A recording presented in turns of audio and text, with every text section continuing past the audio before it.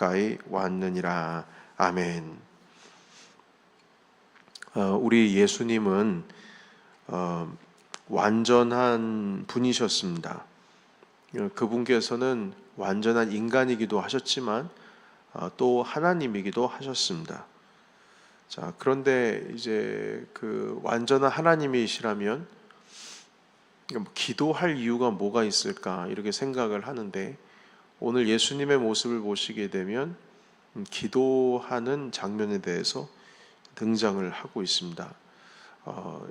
우린 다 아시다시피 주님께서 지금 기도하시는 요 때는 겟세마네라고 하는 곳에서 이제 밤에 기도하시는 것이었는데, 밤에만 기도하시는 것이 아니라 새벽 미명에도 한적한 곳에 가셔서 주님께서 기도하셨습니다. 혼자 가서 기도하신 적도 있지만 오늘 주님 주신 말씀처럼 베드로와 야고보와 요한과 함께 기도하러 많이 다니셨습니다.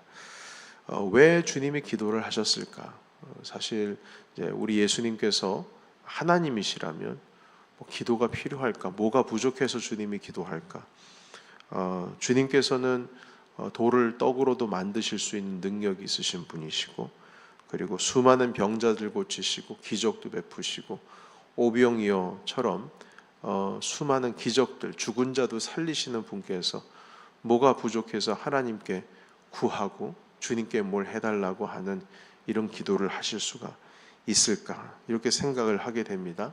자, 그런데 그럼에도 불구하고 주님께서 기도하십니다. 능력도 있으시고 부족함이 없으신데 주님께서는 하나님께 기도에 힘쓰셨습니다.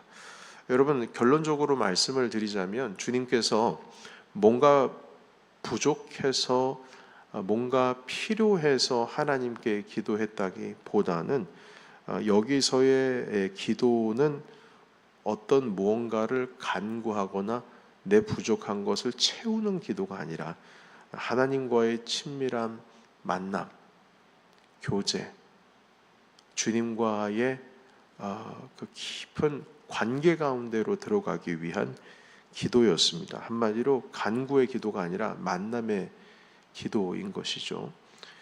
예수님께서는 기능적으로, 능력적으로 사역하시는데 전혀 불편함이 없었습니다. 능력이 부족하지도 않으셨습니다. 그러나 그 사역을 감당하기 위해서는 예수님께서는 그 아버지와의 교통, 하나님을 의지하는, 하나님께서 말씀하시니 나도 말한다, 주님께서 일하시니 나도 일한다. 여러분, 여기서의 예수님께서 일하신다고 했을 때 하나님이 능력 주셔야지만 내가 일한다, 이런 개념이 아니거든요. 이미 능력은 있어요. 근데 하나님께서 일하시니까 그걸 보고 나도 일한다. 요한복음에서 특히 하시는 말씀들입니다. 주님께서 말씀하실 때 나도 말한다. 이것은 교제가 없고 만남이 없고 친밀함이 없고 그 안에 깊은 어떤 주님과의 접촉이 없으면 이 사역을 못합니다. 주님께서 말씀하셔야 나도 말하고 일하셔야 나도 일하는 것이니까요. 그래서 이 성령 하나님께서 예수님과 늘 함께 하시고 동행하시면서 우리 하나님 아버지와의 깊은 교제 가운데 주님께서 무언가를 하실 것을 가르쳐 주시고 또한 보여주시고 그 마음에 합하신 그 일들을 감당하셨습니다. 예수님께서 공생애를 막 시작하실 때에 세례 받으시는 거 여러분 기억하시죠? 요단강에서 세례를 받으실 때 하늘에서 성령이 비둘기같이 내려서 우리 주님 앞에 내리는 것을 우리가 보고 있습니다. 여러분, 이 성령께서 내리셨다라고 하는 것은 어떤 능력이 임했다는 것이 아니라, 그 하나님의 영이 같이 임하셔서 주님과 교통하고 주님과의 그 깊은 만남 가운데 들어가신, 다시 말해서 하나님께서 이는 내 사랑하는 아들이다 이렇게 말씀하셨다라고 하는 것은 벌써 이 예수님이 이제 하나님 아버지와의 관계가 어떤 관계인지를 거기 주변에 있는 사람들한테 가르쳐 주시는 그것이었습니다. 한마디로 만남, 친밀함, 교제, 교통, 하나님과 그 아버지와 아들과의 관계 속에서 일어나는 것이죠. 그래서 여러분 지금 십자가 고난을 이제 바로 앞두고 있거든요. 여기서 예수님께서 하나님의 능력을 힘입기 위해서 지금 겟세마네 동산으로 간 것이 아니라 이 십자가를 지는 것은 사실 하나님과의 깊은 관계 속에서 철저한 주님을 하나님 아버지를 신뢰해야지만 이걸 감당할 수가 있는 것입니다. 여러분, 우리 예수님이 인간이셨거든요. 주님께서 인간이셨기 때문에 사람들이 가지고 있는 동일한 감정과 동일한 연약함들이 있으십니다. 완벽한 하나님의 아들이셨고 인간이셨지만 동시에 우리의 부족함을 이해하시고 긍휼하시기 위해서 주님께서는 인간의 옷을 입으셨습니다. 그래서 주님도 두려움이 있으신 거예요. 그래서 오늘 이제 말씀 기도의 내용을 보시게 되면 막 두려워가지고 힘들어하시는 모습이 있지 않습니까? 여러분 여기에는 지금 등장을 하고 있지 않나요? 예, 있습니다. 34절 보시겠습니까? 34절에 보시게 되면 말씀하시되 내 마음이 심히 고민하여 죽게 되었다. 걱정이 많아 죽게 되었다. 이런 표현이 있지 않습니까? 그래서 예수님께서 하나님의 뜻을 힘입어서 지금 십자가를 지는 그 상황이 거의 걱정해서 죽을 지경인 것입니다. 여러분 이런 상황에서 주님께서는 하나님의 능력이 필요한 것이 아니라 주님과의 깊은 관계와 교제 가운데에서 그 두려움을 이기셔야 했습니다. 여러분 그 아이가 말입니다. 아버지와 함께하고 있을 때 조그만 아이가 두려움이 사라지는 것은 아빠와 함께하고 있기 때문인 것이지 그 아빠의 능력이 그 아이에게 임했기 때문이 아닙니다. 여러분 아시지 않습니까? 제 아이가 어릴 때 그 높은 곳에 올라가는 것을 되게 무서워하더라고요. 근데 제가 가면은 같이 가는 겁니다. 근데 혼자는 못 가요. 그러니까 두려움을 이긴다라고 하는 것은 어떤 능력이 임해서 이기는 게 아니고요. 하나님께서 나와 함께 하신다는 강한 믿음이 있을 때 그걸 이기는 것이지 한마디로 관계 때문에 이기는 것이지 그게 없으면은 두렵습니다.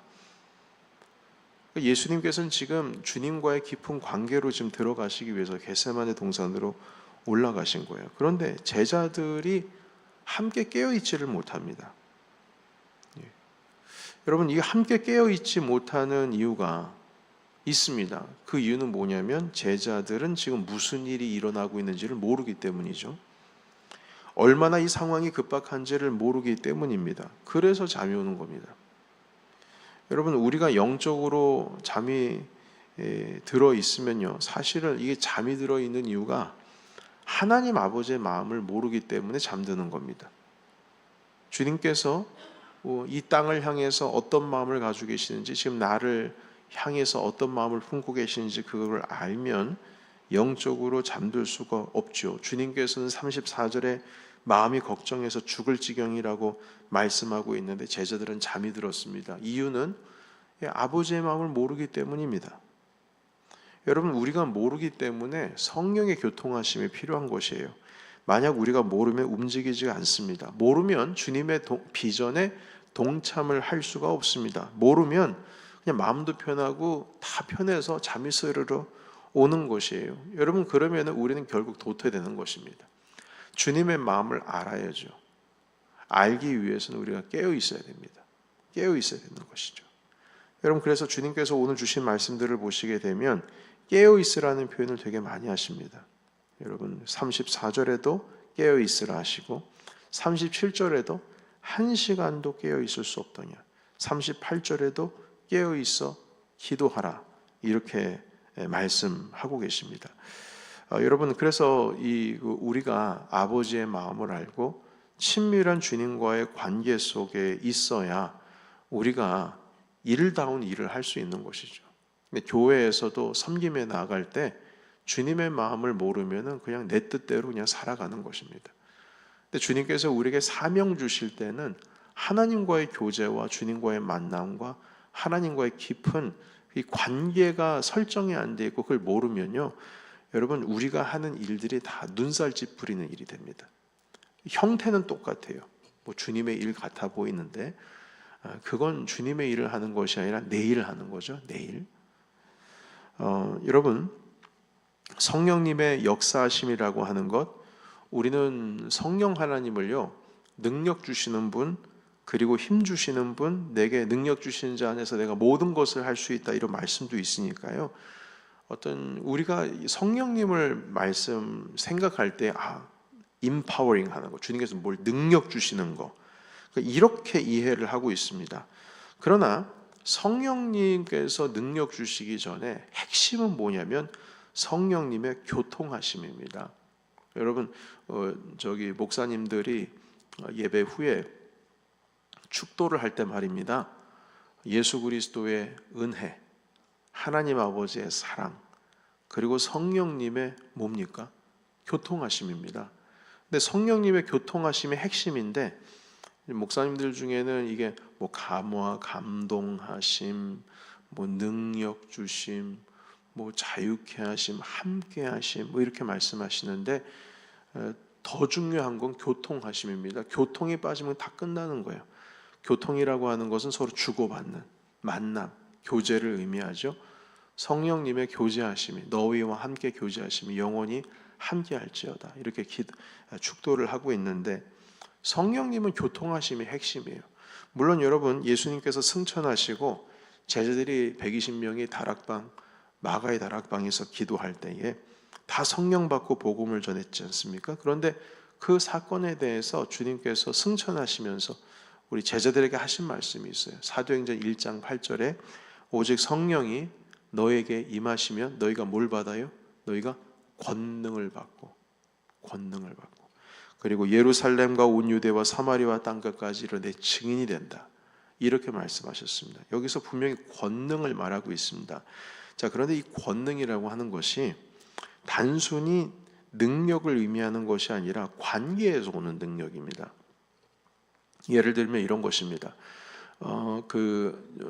제가 몇 주 전까지만 해도 계속 이제 하나님 나라의 비유에 대해서 나누면서 그 포도원 소작농에 대한 비유를 여러분들과 함께 나눈 적이 있어요. 포도원 소작농들에게 때가 되어서 소득 중에 거둘 것이 있어서 얼마를 받아야 되니까 주인이 종을 보내고 아들을 보냈어요. 계속 연달아서 보냈습니다. 그런데 이 종들이나 포도원 주인의 아들이 그 소작농들에게 뭘 받으러 가잖아요. 그 수확물의 일부를 받으러 가는데 무슨 권한과 힘이 있어서 그 소작농들에게 소득을 달라고 말할 수가 있겠습니까? 고 농장 주인이 아닌데요. 포도원 주인이 보냈기 때문에 그 종들이 내놓으세요 라고 말할 수가 있는 것이지, 포도원 주인을 그들이 대리하기 때문에 권세가 있는 것입니다. 여러분, 포도원 주인이 가져와 했을 때 그 종들에게 권한을 위임을 했기 때문에 그들이 능력이 있고 권한이 있고 권세가 있는 것이지, 위임을 하지를 않으면, 권한을 주지 않으면, 그것에 대해서 너에게 명하지를 않으면 그 종들이 권세가 없어요. 권능이 없습니다. 무슨 이유로? 아무런 권능이 없어요. 여러분, 오순절 다락방에서의 권능도 마찬가지입니다. 120명의 제자들이 복음 전할 때에 자기가 가지고 있는 능력과 자기가 가지고 있는 권세, 자기가 받은 그걸 가지고 나간 것이 아니라 예수를 믿는 내가 믿는 예수 그리스도께서 나를 위해 죽으시고 부활하셨다는 그 확신, 그리고 주님께서 아버지와 아들과 성령의 이름으로 세례를 주고 내가 너에게 분부한 모든 것을 가르쳐 지키게라 하시면서 승천하시기 전에 자신들에게 사명을 주셨고 콜링을 하셨기 때문에 지금 권능 받아가지고 전하는 것이죠. 무슨 여러분 이게 말입니다. 물리적인 권능이 임했기 때문이 아니라는 것입니다. 물리적인 권능이 절대 아니에요. 여러분 이걸 좀 분명히 아셔야 됩니다. 하나님이 안 계시면, 예수 그리스도와의 관계가 없으면, 성령님과의 관계가 없으면 이들이 권능과 이 권세가 의미가 없는 겁니다. 여러분 이 사실에 대해서는 사도행전 19장 13절에 있는 내용의 말씀을 보시게 되면 우리가 자세히 알 수가 있어요. 여러분 사도행전 19장으로 한번 잠깐 넘어가 보실까요? 19장 13절에서 16절까지 있는 말씀입니다. 사도행전 19장 13절에서 16절.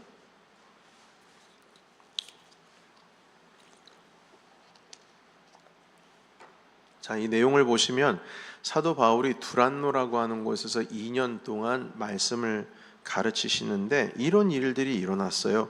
어떤 유대인들이 주 예수님의 이름으로 귀신에게 명해서 떠나게 하는 겁니다. 보십시오. 13절부터 같이 읽어볼까요? 자, 시작. 이에 돌아다니며 마술하는 어떤 유대인들이 시험 삼아 악귀 들린 자에게 주 예수의 이름으로 불러 말하되 내가 바울이 전파하는 예수를 의지하여 너에게 명하노라 하더라. 아멘. 자, 보십시오, 여러분. 여기 보면 어떤 유대인들이 뭐 하는 유대인이에요? 마술하는 유대인들입니다. 그러니까 이 유대인들이 마술하는, 수리수리 마술이 하는 사람들이에요. 그러니까 사도 바울이 예수님의 이름으로 명하더니 떠나가라 그러니까 막 떠나가거든요, 귀신들이.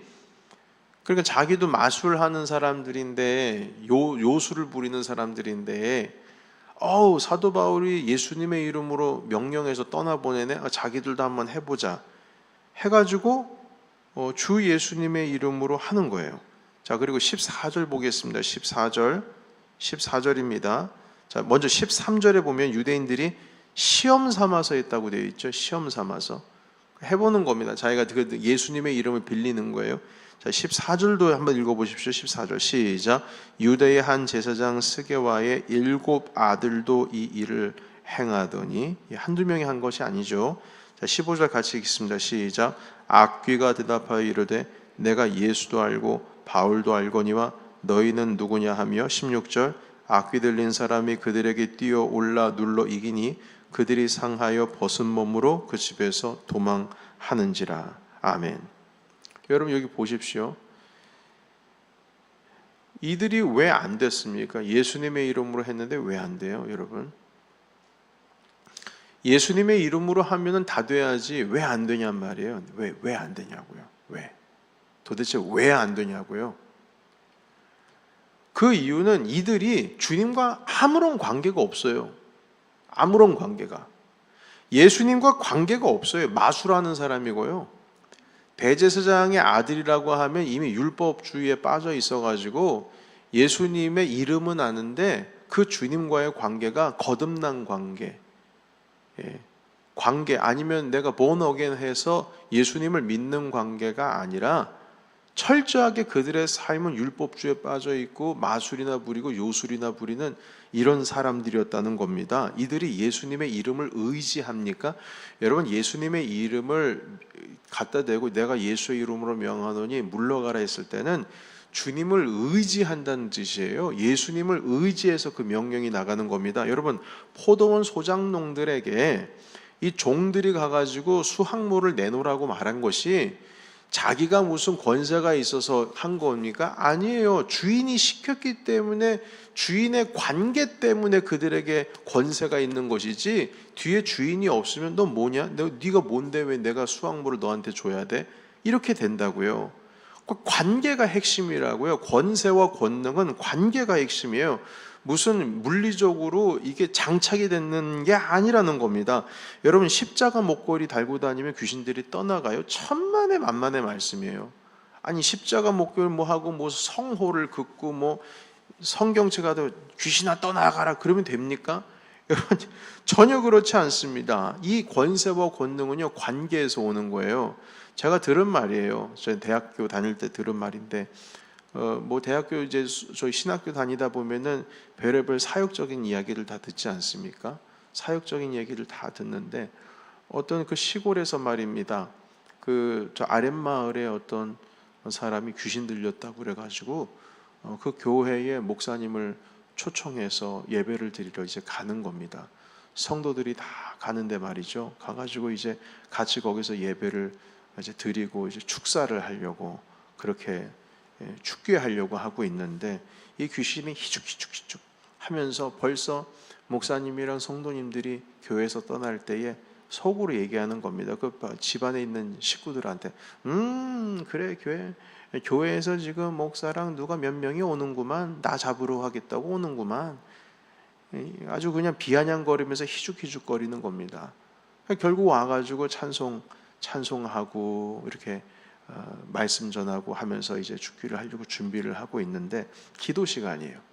그래서 기도를 하고 있는데 어떤 한 성도님들이 너무 무서우니까 실눈을 살짝 떠가지고 그 귀신 들린 자가 뭐 하나 이렇게 봤대요. 봤는데 그 귀신 들린 자와 눈이 딱 마주친 거예요. 얼마나 놀라겠어요. 그래 깜짝 놀라가지고 다시 눈 감고 기도하는데 나중에 다 기도가 끝나고 나서 그 귀신 들린 자가 그렇게 말했다지 않습니까? 그래 나 잡겠다고 왔냐? 야야야야 너 저기 왼쪽 주머니에 있는 담뱃갑이나 꺼내놓고 나 잡어. 그 왼쪽 주머니엔 담뱃갑이나 내놓고 나 잡겠다고 해. 귀신이 전혀 안 무서운 거예요. 아니 하나님을 의지하는 삶도 아니고 예수님을 의지하는 삶도 아니고 그 위장신앙이거든요. 위장신앙. 뭐 자기는 신실한 척 하는데 아니 이렇게 삶이 거룩하지를 못하고 그러면 차라리 거기를 오지를 말아야지. 거기가 어디라고 영적인 싸움터에 어떻게 왼쪽에 담뱃각 넣고 목사님이랑 같이 신방 가고 한쪽엔 성경책 들고 갑니까? 그게 말이나 되는 거예요? 완전 죽순 거예요, 여러분.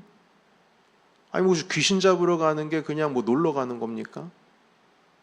여러분 복음 들고 한 사람 전도하겠다고 나가는 그 삶이 그게 무슨 놀러 가는 겁니까? 뭐 마트에서 전도하는 것이 그냥 희죽희죽하면서 뭐 이렇게 뭐 찌라시 돌리는 일입니까?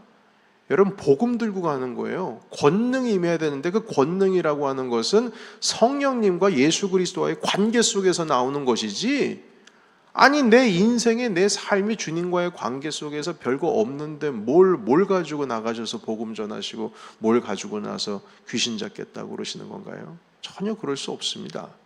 그래서 보십시오. 예수님의 이름 갖다 대고 내가 의지해서 뭐 명하노라. 아니 네가 예수님을 의지하지 않는 걸 내가 뻔히 하는데 뭘 의지한다고. 내가 예수도 알고 바울도 아는데 넌 누구냐? 악귀가 오히려 단번에 알아봐요. 단번에 알아본다는 것이죠. 여러분 주님과의 관계가 돈독하지를 못하면요, 우리가 아무리 뭐 종교 생활 열심히 한다고 하더라도 능력이 없습니다. 능력이 없어요. 진실로 관계입니다. 여러분 예수님께서 겟세마네 동산에서 한적한 곳에 나가셔서 계속 기도하신 것은 무슨 능력, 파워, 무슨 뭐 손에 뭐 이렇게 뭐 징하고 뭐가 뭐 이렇게 온 몸에 그냥 찌릿찌릿하면서 어떤 능력, 그냥 막 권세, 어떤 막 힘에 불끈불끈 솟는 이런 게 아니라 주님과의 깊은 교제 가운데 있는 거예요. 거기서부터 능력이 나오고 거기서부터 복음을 전할 수 있는 힘이 생기는 것이죠. 여러분 주님과의 관계 없으면 아무것도 아닙니다. 여러분 우리가 사역을 할 때도 내가 하나님의 은혜로 하는지 아니면 일로서 하는지 한번 나 자신을 살펴보세요.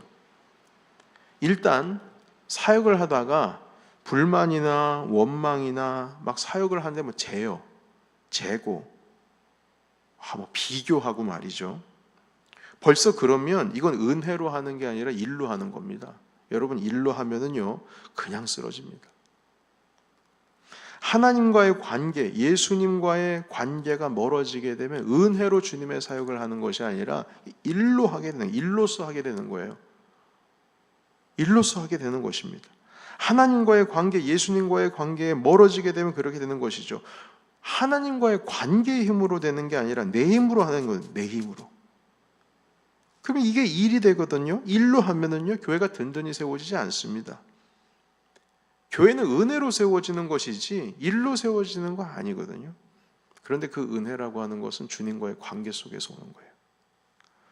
여러분 따라서 사역보다 중요한 것이 주님과의 교제입니다. 하나님 아버지의 마음을 알아가는 거예요. 그래서 예수님은 그 피곤하신 가운데도 새벽마다 한적한 곳에 가셨고, 밤에 모든 사역이 끝나고 나서 그 피곤한 몸을 이끌고 밤에 산에 오르셨고, 그리고 지금 이 순간에도 겟세마네 동산에서 제자들을 이끌고 깨어 기도하신 것입니다. 왜냐하면 이제 감당해야 할 것은 자기 힘으로 될 일이 아니거든요.